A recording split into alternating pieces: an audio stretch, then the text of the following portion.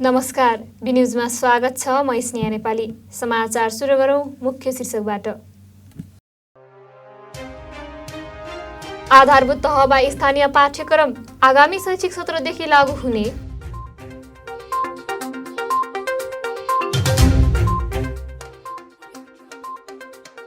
मुसिकोटमा थुम park अलपत्र, नगरपालिकाले दिएन चासो।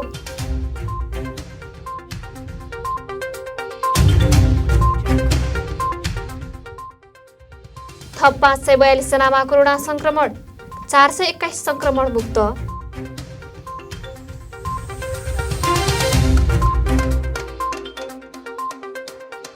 र राष्ट्रिय फुटबल टिमको बन्द प्रशिक्षण बिहीबारदेखि, असोजको दोस्रो साता बङ्गलादेशसँग खेल खेल्ने तय।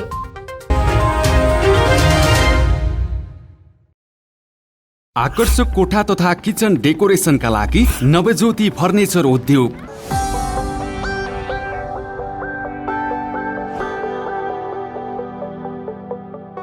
अर्डर अनुसारका पलङ, लो बेड, दराजहरू लगायत फर्निचर सम्बन्धी सम्पूर्ण सुविधाका लागि हामीलाई सम्झनुहोस्।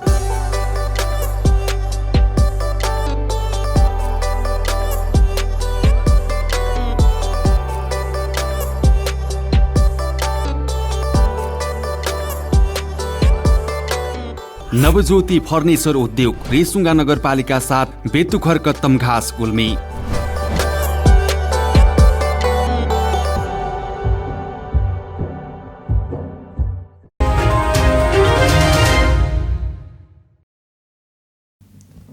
अब समाचार विस्तारमा।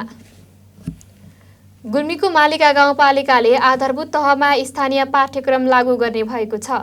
चालु शैक्षिक सत्रको तयारीमा आगामी शैक्षिक सत्रदेखि आधारभूत तहमा स्थानीय पाठ्यक्रम लागू गर्ने भएको छ। चालु शैक्षिक सत्रको तयारीमा आगामी शैक्षिक सत्रदेखि आधारभूत तहमा स्थानीय पाठ्यक्रम लागू गर्ने भएको हो। स्थानीय वस्तुचित्र प्रष्ट झल्कने गरी स्थानीय पाठ्यक्रम लागू गर्नको लागि मस्यौदा प्रस्तुतिकरण र सुझाव सङ्कलन गोष्ठी गरिएको गाउँपालिकाका अध्यक्ष देवीराम अर्यालले जानकारी दिनुभयो। हामीले स्थानीय स्तरको वस्तुचित्रलाई स्पष्ट पाठ्यपुस्तक मार्फत बालबालिकालाई चिनाउने कोसिस गरेका छौँ, गाउँपालिका अध्यक्ष अर्यालले भन्नुभयो। ग्रामीण का महत्त्वपूर्ण कुरा नछुटाउन सरकारवालासँग गोष्ठी गरिएको हो। गाउँपालिका अध्यक्ष अर्यालले मस्यौदा छुटेका कुरा समेटेर उत्कृष्ट पाठ्यक्रम लागू हुने स्पष्ट पार्नुभयो। आगामी शैक्षिक सत्रको सुरुवातमा सबै विद्यार्थीको हाताहातमा स्थानीय पाठ्यपुस्तक पुग्ने उहाँले बताउनु भएको छ। एउटा हाम्रो सुझाव सङ्कलन टिम छ, बिके टिम छ। त्यो बिके टिमले त्यसलाई फाइनल गर्छ र हामी कार्यपालिकाबाट यसलाई पास गर्छौँ। पास गरिसकेपछि पाठ्यक्रम विद्यालयहरूमा पुर्याइसक्छौँ यसको 1-2 महिनाभित्रै। र आगामी शैक्षिक सत्रमा पुस्तकहरू लेखन गरेर विद्यार्थीको हातमा पुर्याउने कोसिस हामीले गर्ने उद्देश्य लिएका छौँ। आउने शैक्षिक सत्रमा 1 कक्षादेखि 8 कक्षासम्मका विद्यार्थीहरूलाई हामीले पुस्तकै उपलब्ध गराउने तरिकाले काम गर्ने उद्देश्यका साथ हामी अगाडि बढेका छौँ। गाउँपालिकाले शिक्षा शाखा प्रमुखको संयोजकत्वमा 5 सदस्यीय मस्यौदा तयार समिति गठन गरिएको थियो। समितिले कक्षा 1 देखि 8 सम्मको पाठ्यक्रममा स्थानीय कला, संस्कृति, रीतिरिवाज, चालचलन, मेला पर्व, कृषि पशुपालन, पर्यटन क्षेत्र, प्राविधिक शिक्षा, गाउँपालिकाको भूगोल, चिनारी, परम्परागत महत्त्व झल्काउने वस्तु र समाजमा योगदान गर्ने व्यक्ति लगायत सबै समेटेर पाठ्यपुस्तक निर्माण गर्ने पाठ्यक्रम तय गरेको छ। त्यसमा सरकारवालाहरूले दिएको सुझाव समेटेर अझै लाभदायी पाठ्यक्रम र त्यही अनुरूप पाठ्यपुस्तक तय गर्ने मालिका गाउँपालिकाले जनाएको छ। समितिले गरेको प्रस्तुतिकरणमा सरकारवालाहरूले विभिन्न प्रकारका टिप्पणी र सुझाव पेश गरेका थिए। गोष्ठीको प्रमुख अतिथिको रूपमा स्थानीय तहको पहिलो कार्यकालमा स्थानीय पाठ्यक्रम लागू गरेको धुर्कोट गाउँपालिकाका अध्यक्ष भूपाल पोखरेलले लुम्बिनी प्रदेशमा पहिलो शिक्षा ऐन आफूहरूले बनाएको स्थानीय शिक्षकलाई नै जिम्मा दिएको, व्यावहारिक शिक्षालाई जोड दिएको र स्थानीय पाठ्यक्रम पाठ्यक्रमको प्रभाव निकै रहेको बताउनु भएको छ। एकीकृत पाठ्यक्रमको उद्देश्य अनुरूप अध्यापन र अध्ययन हुन आवश्यक रहेको धुर्कोट गाउँपालिकाका अध्यक्ष पोखरेलले बताउनुभयो। पाठ्यपुस्तक लेख्ने कुरामा सबै समेट्न आवश्यक रहेकोले धेरै मेहनत गरेर सबै जुट्नु आवश्यक छ। प्रमुख टिप्पणीकर्ता समेत रहेका पोखरेलले भन्नुभयो, स्थानीय वस्तुचित्र स्पष्टसँग बुझिने गरेर पाठ्यपुस्तक निर्माण हुनुपर्छ। पोखरेलले सिङ्गो समाज र सबै बालबालिकालाई नैतिकतावान बनाउन स्थानीय पाठ्यपुस्तकको निकै आवश्यक रहेको समेत बताउनु भएको थियो।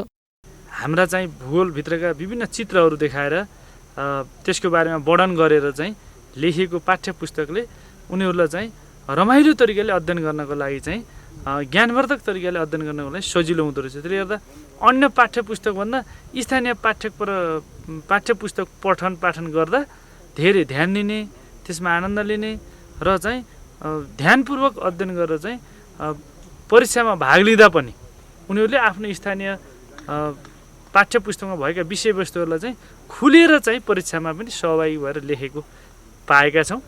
थप चाहिँ सुझाव सल्लाहहरू पनि आएका छन् र यसले स्थानीय पाठ्यक्रम निर्माणले शिक्षा क्षेत्रमा ठुलो चाहिँ भूमिका निर्माण गर्छ शिक्षा क्षेत्रको विकासका लागि।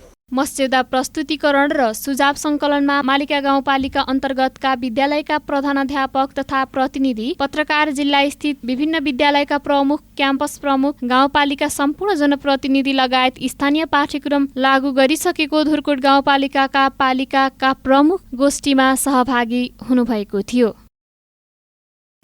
गुल्मीको मुसिकोट नगरपालिकामा निर्माण व्यवसायी र नगरपालिकाले चासो नदिँदा थुम पार्क अलपत्र परेको छ। निर्माण व्यवसायीले काम समयमै सम्पन्न नगर्दा पार्क अलपत्र परेको हो। निर्माण व्यवसायीले काम समयमै सम्पन्न नगर्दा पार्क अलपत्र परेको हो। तर कतिपयले भने यो पार्कलाई नामको मात्रै पार्क भनेर भ्रम फैलाएको बताएका छन्। मुसिकोट नगरपालिकाको वडा नम्बर 3 थुम भन्ने ठाउँमा संरचना बिना थुम पार्क भनेर नामाकरण गरिएको छ। संरचना बिना पार्क बनेर नामाकरण गर्नु भनेको नगरपालिकाले चर्चा कमाउने काम गरेको स्थानीय रामबहादुर थापाको भनाइ छ। अर्को एक स्थानीय प्रेमजीसीले पार्क भनेर नामाकरण गरे पनि मन्दिर मात्र निर्माण गर्न लागि पनि अलपत्र परेको बताउनु भएको छ। स्थानीय जीसीले पार्कका आवश्यक संरचना बनाउनको लागि नगरपालिका तयार हुनुपर्ने धारणा व्यक्त गर्नु भएको छ। पार्क निर्माण समितिबाट पनि केही रकममा पार्कसम्म जाने बाटो र ट्रस्ट निर्माण गरिएको जीसीले बताउनुभयो। मुसिकोट नगरपालिकाले विक्रमसम्म 2078 पुस महिनामा टेन्डर आह्वान गर्यो। सोही टेन्डर रेसुङ्गा नगरपालिका सिमिचौरका निर्माण व्यवसायी कुलबहादुर टण्डनलाई पर्यो। थुम पार्कमा मन्दिर बनाउनको लागि 50 लाखको लागतमा जिम्मा पाएका टण्डनले अहिलेसम्म काम पूरा गरेका छैनन्। मन्दिरको काम भ्याउनु पर्ने समय 2079 को असारमा शान्त हो, तर अहिलेसम्म काम पूरा हुन नसकेको मुसिकोट नगरपालिकाले जनाएको छ। निर्माण व्यवसायको व्यवस्थाका कारणले अहिले पार्क अलपत्र परेको नगरपालिकाको भनाइ छ। थुम पार्क व्यवस्थापन समितिका अध्यक्ष खुम बहादुर थापाले मुसिकोट नगरपालिका र निर्माण व्यवसायको कमजोरीको कारणले गर्दा अहिले पार्क अलपत्र रहेको बताउनुभयो। मुसिकोट नगरपालिकाले 1, 2, 3 र 4 वडाहरूमा कुनै विकासको काम हुन लागे चासोको साथ नहेर्दा धेरै काम अलपत्र परेको आरोप लगाउनुभयो। पार्कको नाममा एउटा मन्दिर मात्र निर्माण भएको उहाँले बताउनु भएको छ। निर्माण व्यवसायी कुलबहादुर टण्डनले निर्माण लागतको 7 लाखभन्दा बढी रकम लिएको बताउनुभयो। कोरोना र दक्ष कामदारको अभावका कारण पार्क समयमै बन्न नसकेको उहाँले बताउनु भएको छ। समयमै काम सम्पन्न भएको भए पिकनिक स्थलमा रमाइलो गर्नेको भिड देखिन्थ्यो। मुसिकोट नगरपालिकामा थुम पार्क हेर्नका लागि पर्यटकको लर्को लाग्थ्यो, तर विडम्बना निर्माण व्यवसायको व्यवस्थाको कारण अहिले पार्क व्यवहारिसे अवस्थामा पुगेको छ। सल्लाघारीभित्र जति संरचना बन्नुपर्ने हो नबन्दा योजना नै अलपत्र परेको छ। सार्वजनिक बिदा र फुर्सदको दिन परिवारसहित घुम्ने चौर थियो थुम डाँडा, तर अहिले स्थानीय सरकार र निर्माण व्यवसायको कारणले नामको मात्र पार्क पनि अलपत्र परेको छ। पार्कसम्म जाने सडक भए पनि व्यवस्थित सडक भने अझै बन्न सकेको छैन। मन्दिर मात्र निर्माण गर्न थालिएको चौरलाई पार्क भनेर नगरपालिकाले चर्चा कमाउने मात्र काम गरिरहेको स्थानीयले बताइरहेका छन्। मन्दिर, प्रतीक्षालय, पानी ट्याङ्की, अपुरो गेट, पार्किङ लगायत निर्माणका अपुरो संरचनाले यो प्राकृतिक डाँडोलाई गिज्याइरहेको छ। पार्कमा न त कुनै सार्वजनिक शौचालय छ न त पार्किङ क्षेत्र नै बनेको छ। नगरपालिकाले थुम पार्क नाम भनेर पार्कको नामाकरण गरे पनि त्यहाँ पार्कमा हुनुपर्ने कुनै संरचना बनेको पाइँदैन। मुसिकोट नगरपालिका प्रमुख जीवन खरेलले नामको मात्रै नभई अब थुममा घुम्न लायक पार्क बनाउने दावी गर्नुभयो। उहाँले अलपत्र कामलाई पूरा गर्न र बाँकी काम सुरुवात गर्न आफूहरू तत्काल जुट्ने बताउनु भएको छ। रुरु क्षेत्र गाउँपालिका गुल्मीमा एकीकृत स्वास्थ्य कार्यक्रमको आर्थिक वर्ष 2078-79 को गाउँपालिका स्तरीय वार्षिक समीक्षा गोष्ठी सम्पन्न भएको छ। कार्यक्रममा गाउँपालिकाभित्र सञ्चालित विभिन्न स्वास्थ्य संस्था एवं आयुर्वेद औषधालयका प्रमुखहरूले गत आर्थिक वर्षको प्रगति विवरणसँगै संस्थामा भएका समस्याहरूको बारेमा जानकारी गराएका हुन्। गाउँपालिकाभित्र रुरु प्राथमिक स्वास्थ्य केन्द्र, रुरु स्वास्थ्य चौकी, ग्वादी स्वास्थ्य चौकी, थानापत्ती स्वास्थ्य चौकी, बरेटोक्सार स्वास्थ्य चौकी, बमगा स्वास्थ्य चौकी र रिमुवा स्वास्थ्य चौकी सञ्चालनमा रहेका छन् भने रिडी र बलेटोक्सारमा 2 आयुर्वेदिक औषधालय पनि सञ्चालनमा आइरहेका छन्। गत आर्थिक वर्षमा अन्य स्वास्थ्य संस्थाको तुलनामा आयुर्वेद औषधालयमा सेवाग्राहीको स्वास्थ्य तुलनात्मक रूपमा केही बढी देखिएको छ भने कतिपय स्वास्थ्य चौकीमा गाउँघर क्लिनिकमा भन्दा पनि तुलनात्मक रूपमा उपचार गर्न आउने बिरामीको सङ्ख्या कम देखिएको छ। रुरु प्राथमिक स्वास्थ्य केन्द्रमा सुरक्षित गर्भपतन सेवा केन्द्र त छ, तर पर्याप्त जनशक्तिको अभावमा सेवा प्रवाहमा समस्या देखिएको बताइएको छ। बिरामीको सङ्ख्या तुलनात्मक रूपमा अन्य स्वास्थ्य संस्थाको तुलनामा बढी हुने, सो यस स्वास्थ्य केन्द्रमा अत्यावश्यक औषधि मौजुदात शून्य नभएको र औषधमा प्रतिदिन 82 जनाले यस केन्द्रबाट सेवा लिइरहेको बताइएको छ। रुरु क्षेत्र गाउँपालिकाभित्र सञ्चालित अधिकांश स्वास्थ्य संस्थाहरूमा संस्थाको आफ्नै टेलिफोन सेवा छैन भने कतिपयमा नागरिक ओडापत्र नै नभएको बताइएको छ। कार्य सम्पादनको लागि पर्याप्त कोठाहरू छैनन् भने कतिपय स्वास्थ्य संस्थामा कुनै कर्मचारी फिल्डमा गएको बेला कार्यालय सञ्चालनमा समेत कठिनाई देखिने गरेको पाइएको छ। बागलुङको गलकोट नगरपालिका 10 स्थित पाण्डव खानी माध्यमिक विद्यालयका 2 शिक्षकले 15 छात्रामाथि 1 वर्षदेखि यौन दुर्व्यवहार गर्दै आएको खुलेको छ। गत शुक्रबार बिहान ट्युसन पढ्न आएकी कक्षा 10 मा पढ्ने एक छात्रालाई गणित शिक्षक देवकुमार शाहले यौन दुर्व्यवहार गरेका थिए। ती छात्राको अभिभावकले विद्यालय प्रशासनलाई जानकारी गराएपछि 1 वर्षदेखि 15 छात्रालाई यौन दुर्व्यवहार हुँदै आएको घटना बाहिरिएको हो। सोही समयमा अन्य छात्राले रुँदै देवकुमार शाह सहित अर्का शिक्षक रोशन कुमार शाहले आफूहरूलाई पटक पटक यौन दुर्व्यवहार गरेको बताएका थिए। समाचारमा पालो भएको छ विश्रामको। विश्रामपछि पुनः उपस्थित हुने नै छौं। आकर्षक कोठा तथा किचन डेकोरेसनका लागि नवज्योति फर्निचर उद्योग।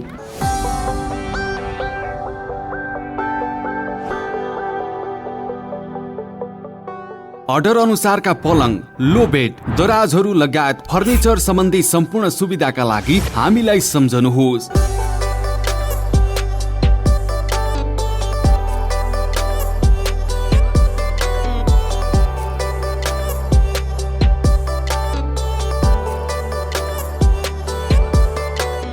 नवज्योति फर्निचर उद्योग, रेसुङ्गा नगरपालिका 7, बेतुखर कत्तम घाँस, गुल्मी।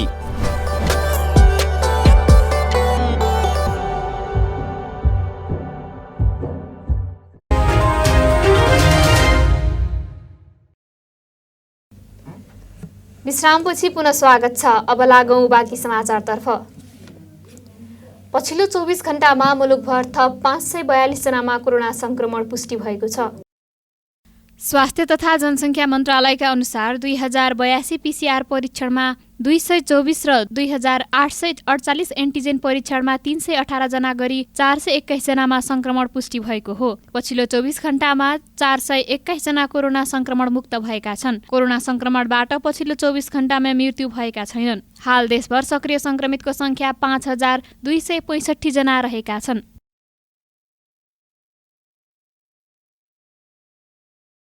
नेपाली राष्ट्रिय फुटबल टिमको बन्द प्रशिक्षण बिहिबार सुरु हुँदैछ।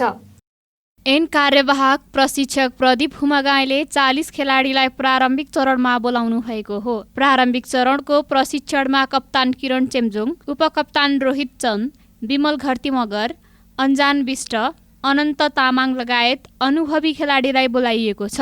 मुख्य प्रशिक्षक अब्दुल्लाह अल्मुताइरीको कार्यशैलीमा असन्तुष्टि जनाउँदै गत 13 वैशाखमा प्रशिक्षण छाडेका 10 खेलाडीमध्ये सुमन लामा टिममा अटाएनन्।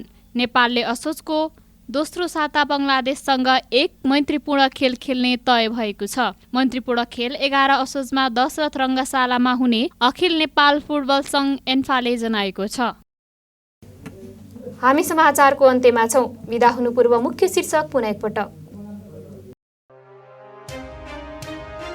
आधारभूत तहमा स्थानीय पाठ्यक्रम आगामी शैक्षिक सत्रदेखि लागू हुने।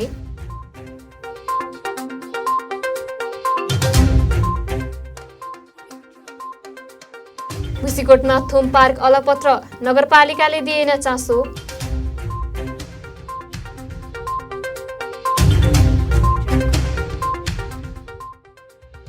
थप 542 जनामा कोरोना संक्रमण, 421 संक्रमण मुक्त।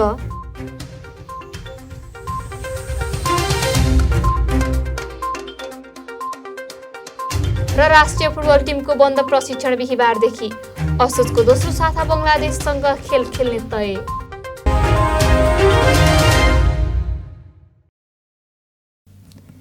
अहिलेलाई बी न्यूज सकियो। अर्को न्यूजमा उपस्थित हुने नै छौं। हेर्दै गर्नुहोला बी टेलिभिजन एचडी। हवस् त नमस्ते।